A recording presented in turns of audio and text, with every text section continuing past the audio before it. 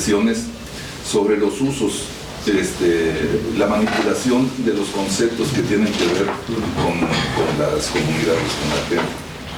Y por eso es que es tan importante cuando hablamos de comunidad o de lo comunitario, tener una idea precisa de qué estamos hablando.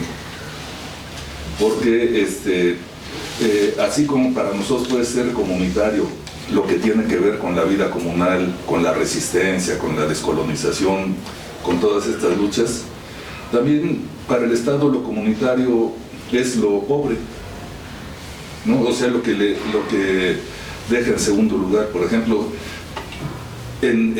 para el Magisterio Democrático de Oaxaca, la educación comunitaria es un modelo que apoya las luchas de la comunidad por enfrentar al capitalismo. Ese es un concepto positivo de lo comunitario.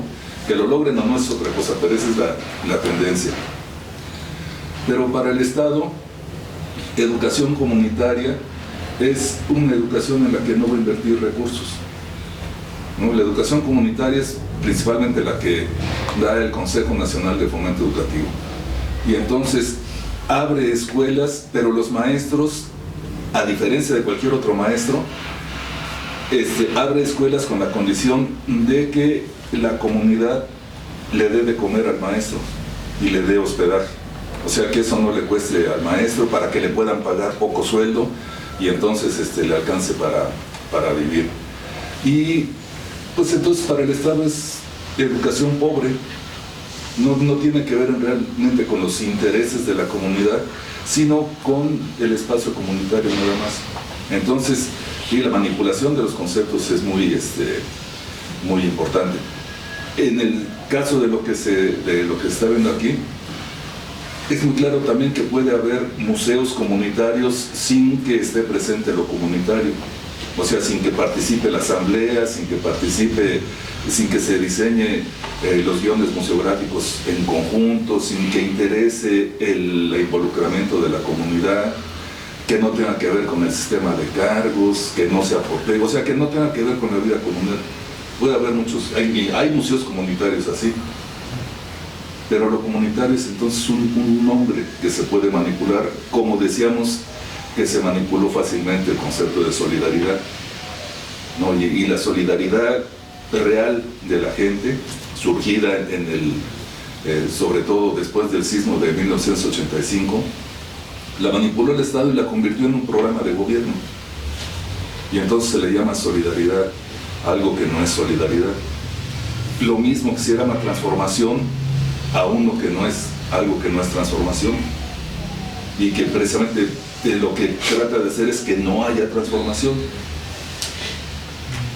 ¿no? Y entonces el arte del gobierno está en hacernos creer lo que no es. Por ejemplo, en hacernos creer que es comunitario lo que no es comunitario, en llamar intercultural a lo que no tiene que ver con diálogo de cultura, sino con una imposición.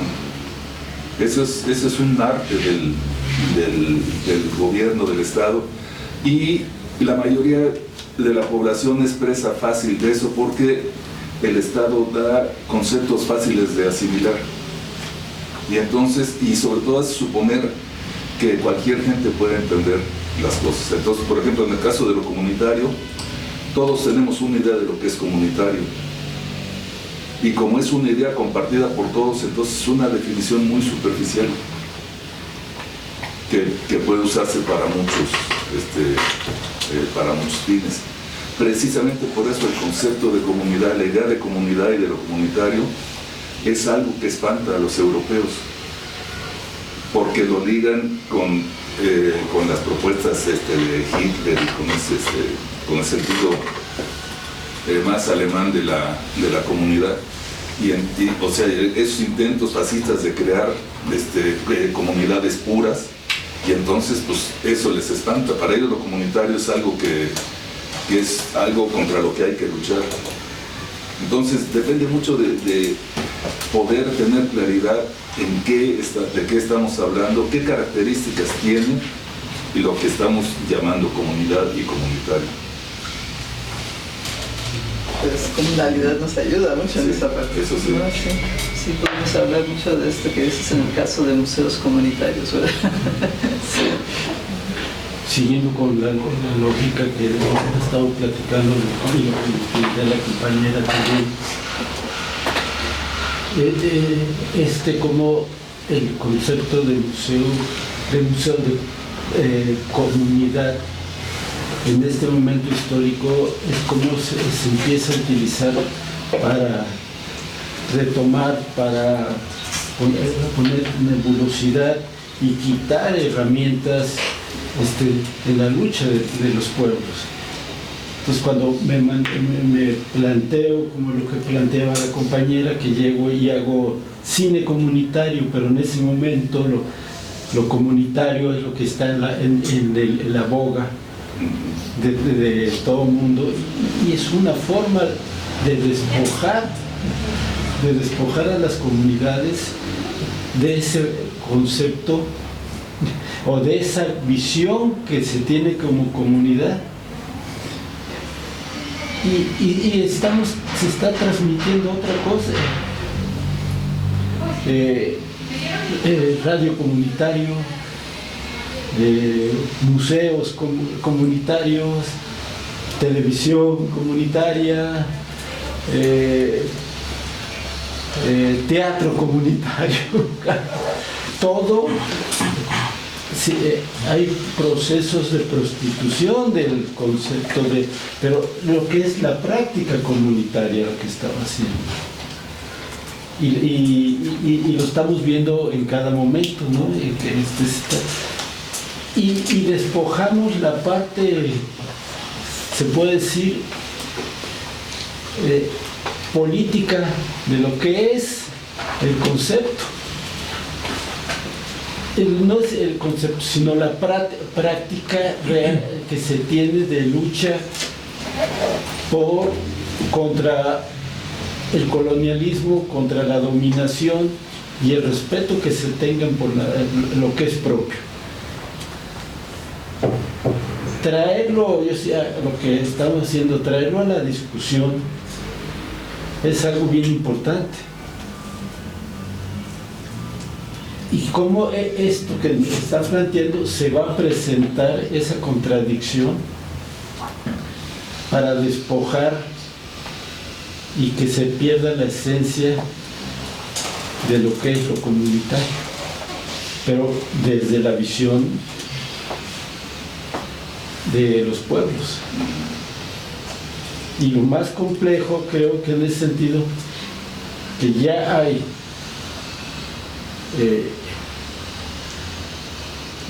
miembros de las comunidades que ya comulgan con esa visión que se tiene, y es esa lucha que se da para no perder esa práctica, esa visión, esa construcción que se da y a lo que va encaminado este punto, ¿no?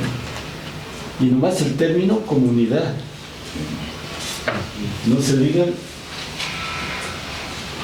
y está muy escondido lo que nos estás comentando. Como es comunitario, cabrón, escúchenme, pero está reproduciendo el sistema. Eso es. Sí, creo que eso sí es muy importante, ¿no? de destacar. Dicho así de manera fea, hay que entender que la comunidad no siempre sabe qué es lo comunitario, ¿no? ¿Cuál es el sentido real de lo comunitario?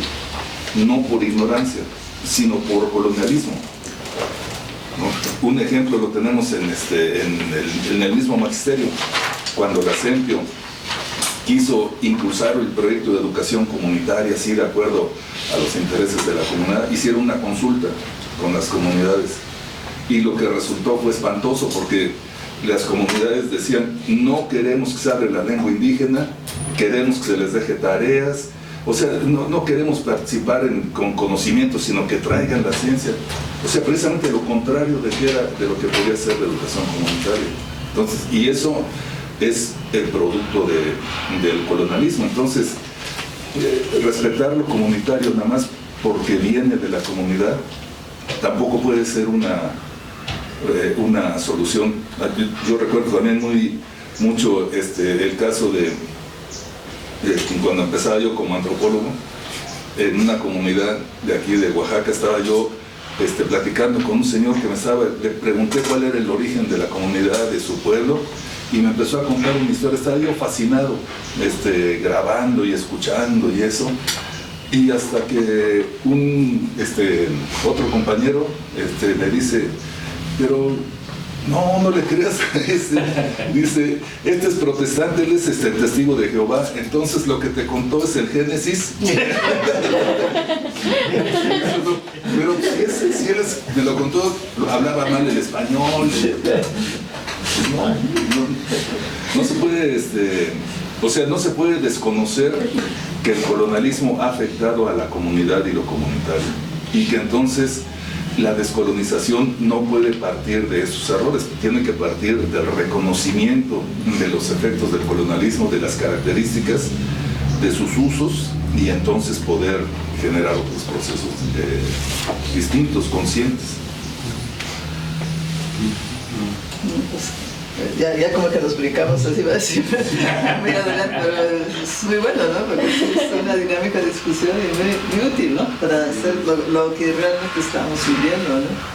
Pues no sé si... Bueno, no me voy a aguantar, porque ayer fui a la presentación de Oaxaca Cine, y fue una cosa, yo salí pero espantada, y dije, qué impresionante, porque después de tener estas conversaciones estos días, ver un documental hecho en Yanguitlán sobre una propuesta de teatro cuestionando aspectos de migración y que cuestionaban como quién tiene derecho de contar historias.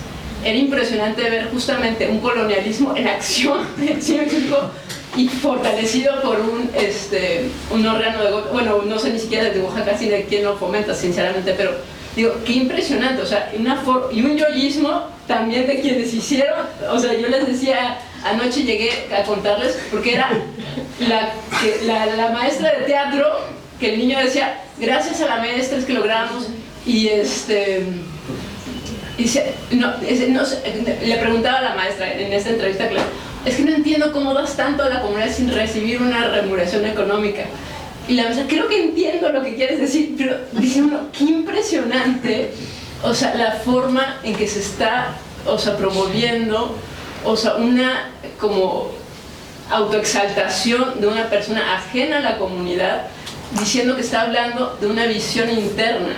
O sea, se me hizo totalmente aberrante, sinceramente. Y hablar de la migración también de formas, o sea, sacaban como definiciones casi de Wikipedia, o sea, sin contextualizar como o sea, los motivos de la migración de una forma mucho más profunda.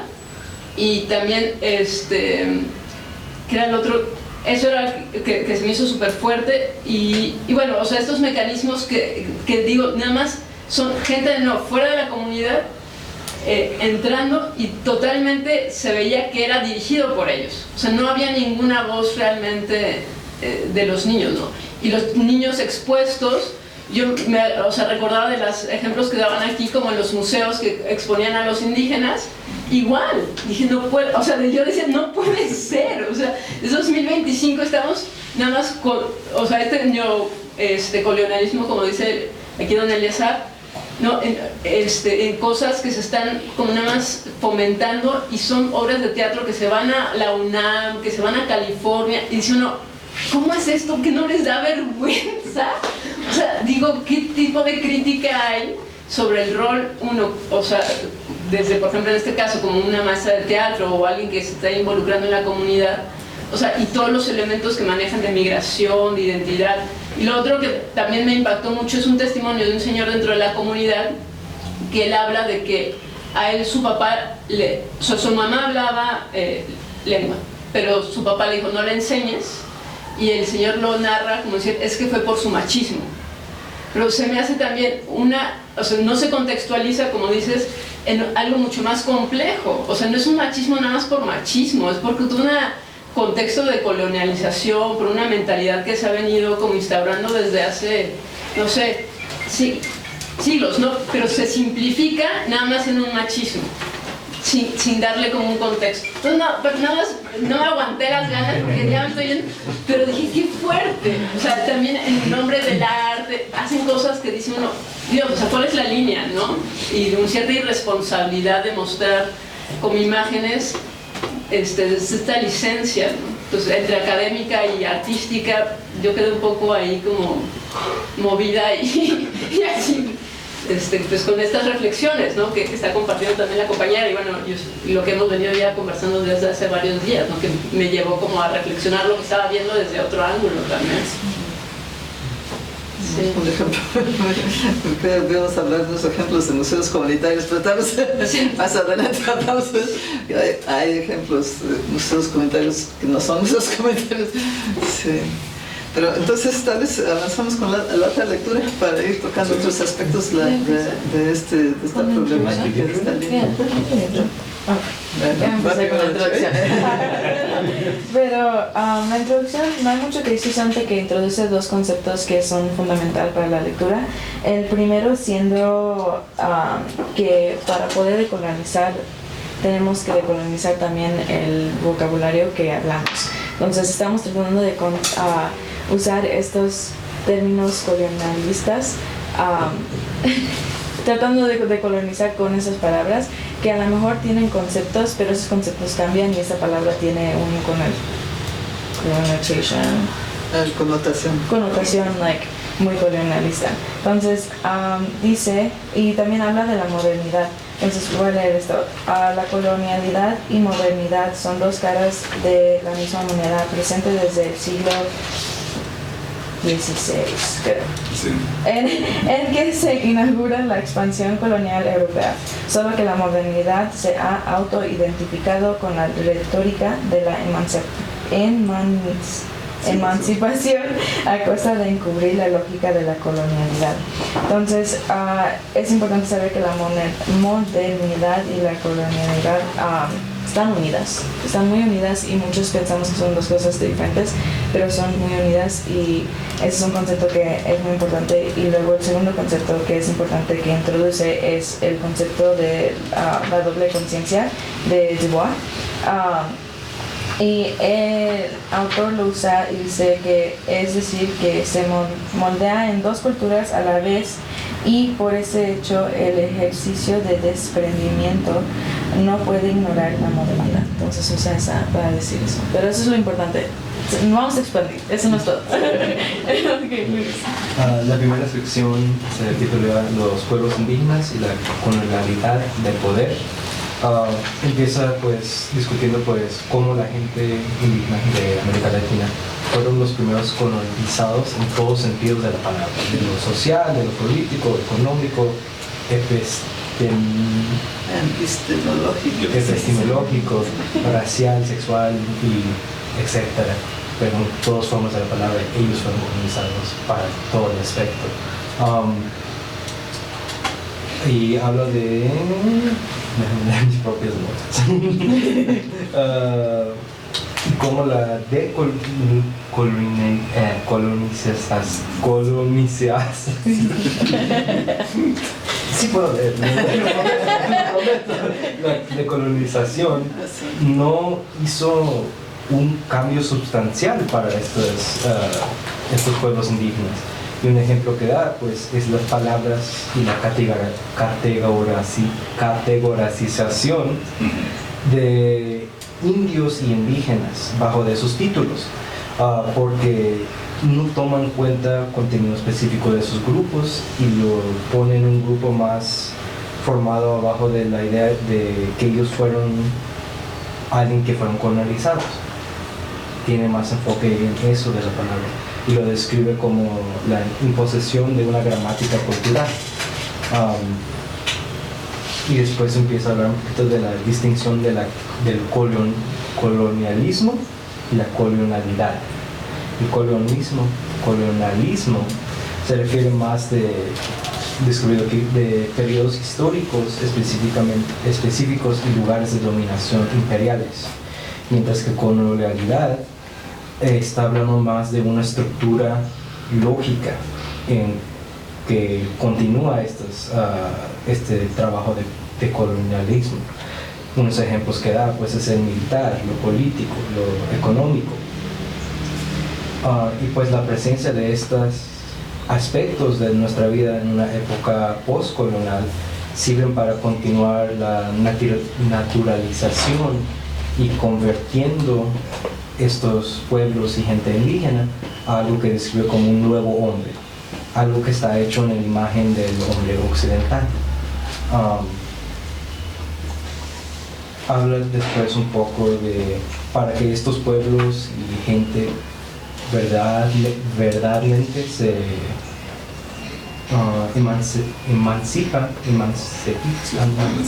emancipen de esto, tiene que remover el matriz del poder colonial, que es la colonialidad de poder, saber y ser.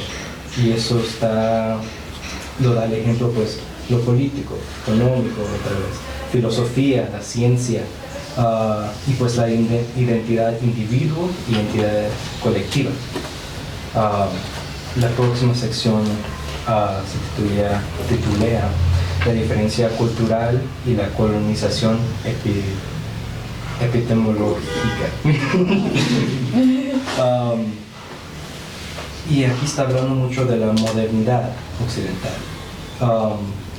y cómo está usando la ciencia para formar esta creencia que existe solo una forma verdadera y racional de lo que llaman una vida buena. Y esta existencia crea un conocimiento superior, algo que ellos titulan algo universal y verdadero, por encima de los otros conocimientos. Y como dije, está basado en la ciencia, y este uso de la ciencia va sobre lo divino, en dichos como pienso y luego soy, colocando el yo sobre lo que más antes era pues un dios o lo espiritual, y lo describe como lo ego política del conocimiento, basado en estos conocimientos científicos.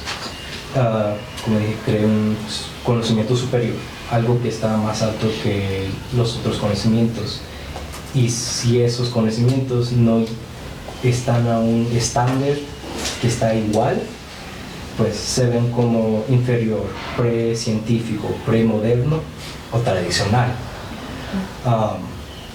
Y para que continúe esta forma de conciencia en control, se ha implementado en espacios institucionalizados.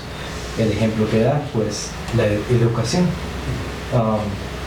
Este es un lugar donde se produce y reproduce esta misma conciencia y conocimiento, que está titulado como lo que es verdadero, que es un conocimiento occidental, que va sobre todos los conocimientos tradicionales de esos pueblos.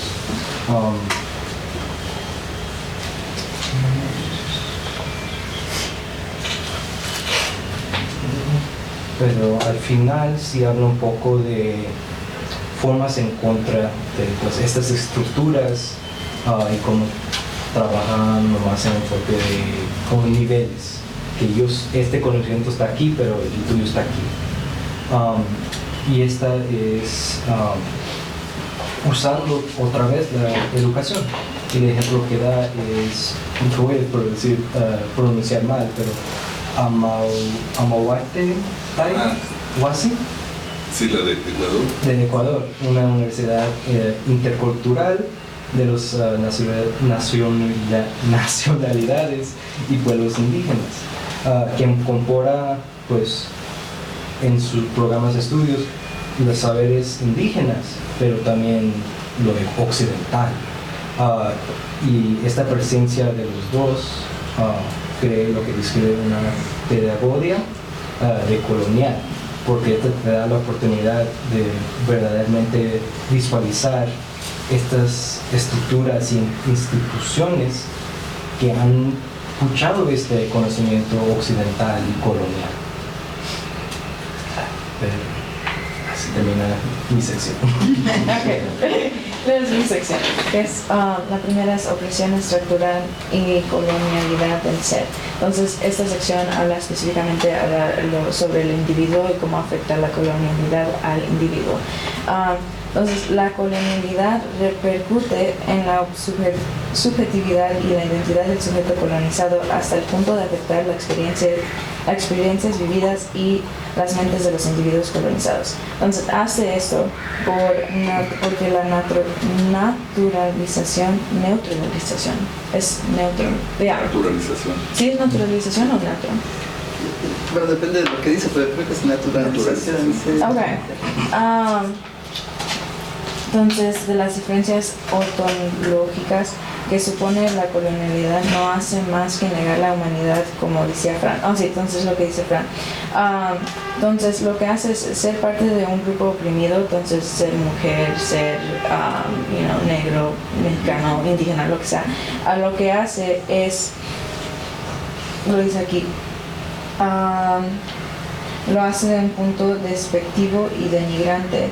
Y lo que hace es que eventualmente, que vivimos en esta idea de vernos como algo en una luz muy negativa, al punto de que lo internalizamos y lo internalizamos entonces déjame leer esto. Algo que es una forma tan efectiva de control que hasta cierto punto esta imagen es internalizada por el individuo y la convierte en un poderoso medio para oprimirse a sí mismo. El contenido propio es poderoso. Entonces, cómo nos sentimos sobre nosotros es muy poderoso. Y cuando tenemos esas ideas negativas también hace que nosotros mismos nos oprimamos. Entonces, estamos haciendo el trabajo del sistema también internamente. Y este tipo de opresión se permite que florezca a través del imperialismo cultural, que es la universalización de las experiencias y la cultura del grupo dominante. La norma se convierte en todo lo que el grupo dominante impone. Esto termina siendo incorporada a la subjetividad del sujeto colonizado, lo que fortalece la doble conciencia por el sujeto. Solo le permite verse a sí mismo a través de lo que el otro mundo revela. Y esto crea una doble identidad, una que es positiva y autodefina para validar su existencia del individuo, y otra que es negativa y opresiva, que impone la cultura dominante. La negativa ayuda a mantener invisible la identidad del individuo. Y estos son prominentes en las comunidades indígenas, los vemos muy ahí, y nos da el ejemplo de algunas veces personas en estos grupos empiezan a negar su lengua materna porque empiezan a decir, pues eso no es lo que se ve en lo occidental. Entonces a mí no me gusta como soy ni de dónde vengo, entonces yo tengo que oprimir las partes que me hacen ese grupo para poder no ser ese grupo, cuando en serio la mentalidad colonial no les importa. Entonces, ¿qué hacemos para descolonizarnos y cómo lo hacemos? Porque, como hablamos anteriormente, cuando estamos decolonizando con palabras occidentales, no podemos hacer mucho progreso. Entonces, lo que dice el autor es que la forma de hacer esto es primero cambiar las palabras que estamos usando, y lo hacemos por introducir a nuestras instituciones intelectuales en el occidental, introducir lo que es el se me fue la palabra para knowledge. Los conocimientos también indígenas. Entonces tenemos que introducir conocimientos que nosotros en el occidental no vemos como válidos, para poder empezar una conversación sobre la crítica de lo que es lo occidental y lo que es el conocimiento occidental, porque en el occidental no vemos lo que vemos superior es la ciencia y lo racional, pero hay otras formas de aprender, como en los pueblos indígenas, que vemos muchas otras formas de conocer. Él dice que hay hacerlas escritas, entonces las historias orales, todo eso, las tenemos que hacerlas escritas para introducirlas en un espacio intelectual, para empezar estas conversaciones con otras personas que a lo mejor no lo vean así, no para disminuir los conocimientos indígenas, pero sino para empezar a conocer cómo criticar los conocimientos occidentales. Y creo que eso es todo lo que quería decir.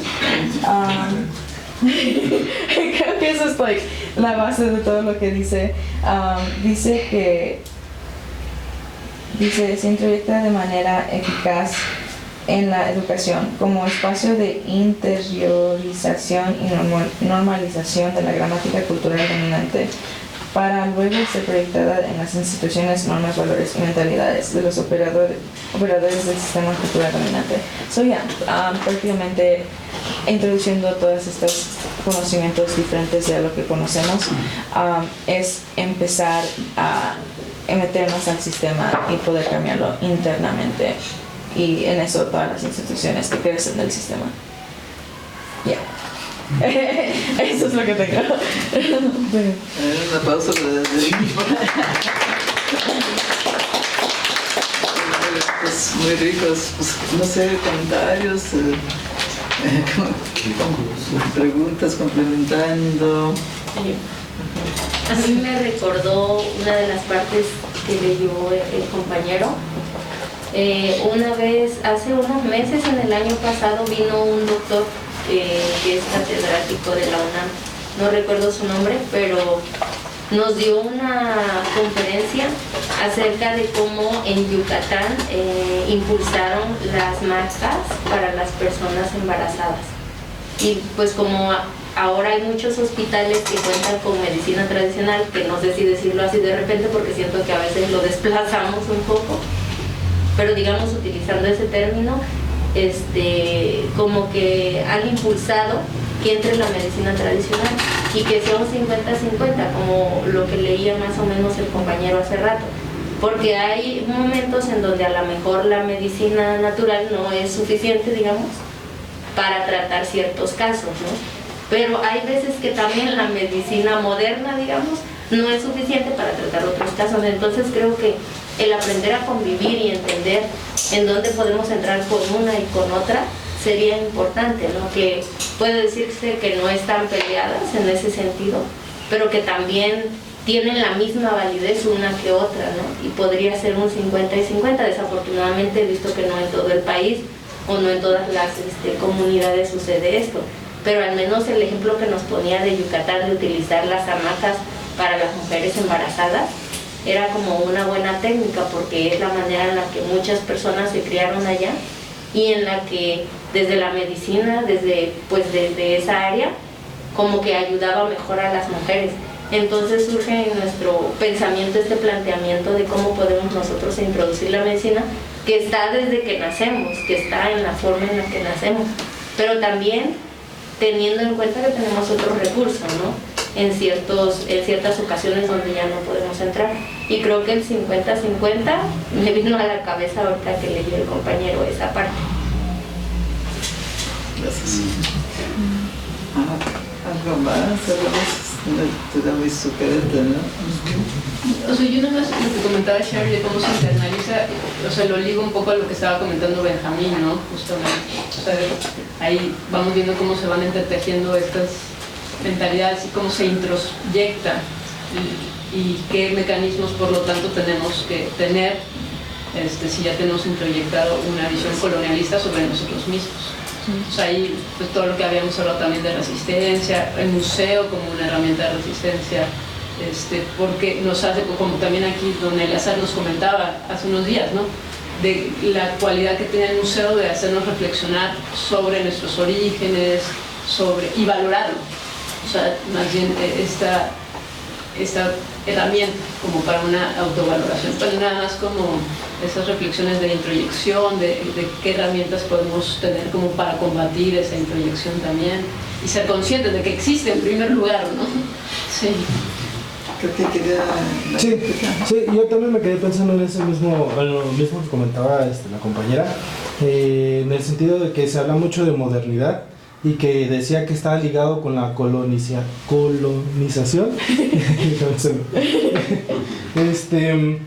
Y lo digo mucho en nombre del progreso, ¿no? Que muchas veces, por ejemplo, el avance tecnológico, todos los avances que hay en la ciencia, muchas veces en nombre de eso, pues se deja atrás el conocimiento, en este caso, como mencionaba, de la medicina natural, ¿no? Estoy de acuerdo que sí debería haber como este compartimiento de conocimientos, pero también que el conocimiento de las personas de los pueblos originarios también se pudiera seguir compartiendo. En este caso también me llego al concepto que decía también el compañero, de que muchas veces ya las personas tenemos estos conceptos de colonialismo ya muy impregnados, que por ejemplo se me viene el ejemplo de mi abuelita, que a ella no le enseñaron su lengua materna, porque su abuela decía que era mejor el castellano, y por ejemplo ella es de Santos Reyes, Nopala, y ahí se habla el chatino. Entonces pues sí, no le inculcaron como su lengua, porque pues tal vez yo lo interpreto así, no se lo decían así a mi abuela, pero lo interpreto como que para que pudiera acceder a mejores oportunidades. Entonces ya son las mismas personas que ya están haciendo el trabajo del sistema, ¿no? Entonces yo creo que sí son conceptos que ya están metidos mucho en la sociedad, en las comunidades, que hay que quitarlos, ¿no? También en ese sentido, pero en el sentido del progreso, un día escuché una plática que decían ¿a qué le llamamos progreso? Porque, por ejemplo, dicen, ya van a pavimentar la calle y estamos progresando. Pero nos hemos planteado alguna vez cómo daña a ciertas partes, como el cemento, no sé. Digo, yo no soy especialista, pero como no nos hemos planteado en qué lugar tal vez no se podría o debería pavimentar, porque daña o impacta al medio ambiente, ¿no? Pero si ponen una carretera ya es como el progreso. Y creo